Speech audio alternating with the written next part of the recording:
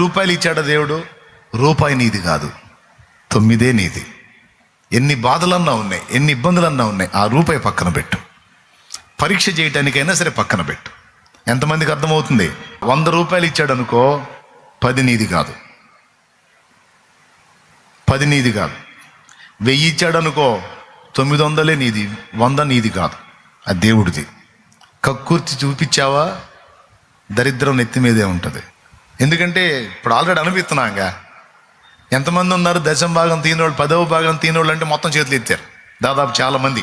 కొంతమంది మాత్రమే చేతులు ఎత్తలేదు, వాళ్ళ తర్వాత ఎత్తారు తీసే గుంపులో. ఓకే, ఇక నుంచి నేను చెప్పినట్టు చేయండి. ఇంకొకటి కూడా చెప్తా. 10 అయితే రూపాయి దీబుద్ధి అయింది, 100 అయితే 10 దీబుద్ధి అయింది, 1000 అయితే 100 దీబుద్ధి అయింది, 10,000 అయితే 1000 దీబుద్ధి అయింది. కానీ 1,00,000 అయితే